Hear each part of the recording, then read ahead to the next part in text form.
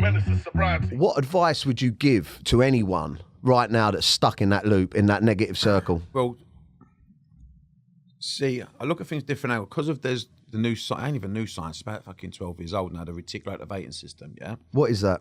It's a group of neurons at the bottom of the brain that works as a filtering system. So it's what you focus on, you become, and you're going to see more evidence of it. So you're going to see signs, and it takes information that you see and what's going on around you and matches your belief system. So it's called a confirmation bias. If you read a book, we like to read things that we agree with, right? That's what we enjoy to read, and films we like to watch. So when your missus is pregnant with your first child, every fucker's pregnant. You see pregnant women everywhere. When you want to buy a new car, or your dad buys a new car as a kid, you see that fucker you never seen the car before. All of a sudden, everywhere you go, you see the cars. That's the reticular activation system. What you focus on, you become. It's the oldest proverb of all time.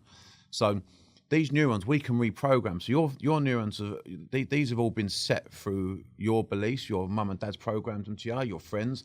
Habits, by going out, getting drunk and whatever. Repetition can program it. But once it kicks in, it runs in a subconscious program, if you like. But then the unconscious mind, this unconscious part of the brain keeps looking for the information for it to be true to work it out. So it can be very destructive, or it can be very. That's what makes you a billionaire or millionaire. You know, that's what, Mel Robbins does a thing. If you want to look on YouTube, called the #1 habit billionaires make. Yeah, and if you click it on YouTube, you'll see it's a video about the reticular activation system. That's all she talks about. Visualization. She says if you close your eyes, you might feel stupid at the beginning. You've never done it before. You close your eyes and you visualize a goal. You might feel silly, but don't worry. It's going to start to feel good, because the schooling system take it away from us, that visualization. It's all about academic work, which is all very auditory, self-talk language. People say they're thinking, and 99% of the time mean they've been thinking in self-talk. Yeah, but we can think in vision. We've got other senses. We've got our 5 senses. So it is listening to words as well. The RES system. That's why affirmations are good, but when you visualize for 20 to 30 days, you reprogram your brain. You actually rewire these neurons to focus information. So for me, when people say, listen, it's an hard one because there's so many people out there who it works for. So I'm not taking it away. I don't want no one to try changing it. But if you're in AA and you're running for the program, you stick to it, mate. You've done well. You fucking saved your life. Good on you, yeah? But for me, might be a bit controversial to a lot of addicts out there, but I don't agree with keep saying I am an alcoholic, and I'll tell you why.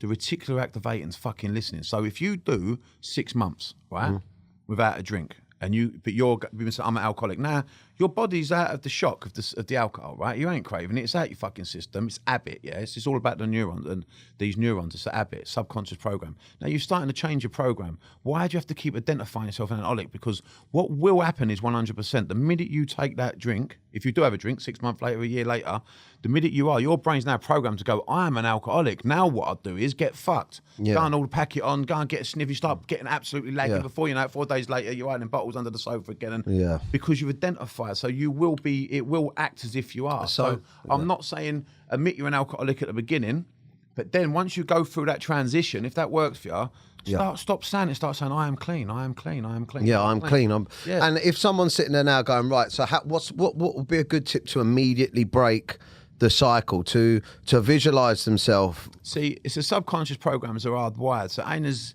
black and white as going, oh, you can snap your fingers. Mine kicks in because of my RES system. If you Google the RES system, please, everyone at home, you won't need a fucking therapist again, really, if you start analysing the RES system. You will do, but I mean, it's going to make your life so much easier. What you focus on, you become. While programming, what happened to me is, I started visualising my app. I thought, right, I'm on it now. Life's got a fucking life, and I'm going to change the game. I've got my app coming out. My business partner, Ted Lawler, been working on it since April. It's got my manifestation journal in there, digital version. It's got like a wall like Facebook on there where people can talk about mental health. It's got a meditation section, which is basically the whole app of fucking calms. A motivation video section, a UMT section for mental health, and we're going to have a store and loads more stuff in it. Has it been created yet? Yeah, it's nearly finished. It'll be finished in the middle of January, but it's looking really good. It's looking really good. The content, so much content to get, and that's what takes the time. It isn't just the design. We've got great app designers. What's it going to be called? Fortune. Keeping that.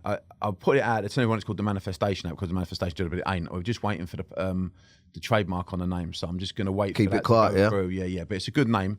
But we're just waiting for it should be another week and we find out the trademark. Well, depending on when this comes out, if it's out, I'll put it in. I'll put it. Thank you. It's there. That's the name. If it comes out, that's where you can find it. It better not be Dapper's a prick app or something like that. But there it is. Yeah, go on, mate.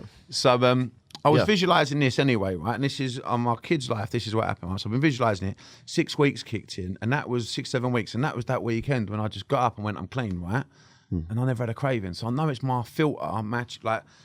The filter looks for information to match what you believe, what you are. Yeah. Sort of like what they talk about law of attraction. This is the science behind it. So I woke up clean, never had a craving. That Wednesday, our pal Lee says about he had this. He was visualising, right? Because Lee listens to my visualising stuff, and he went, "Rob, I'm landing David Lloyd. I've had this vision about doing these pods, right?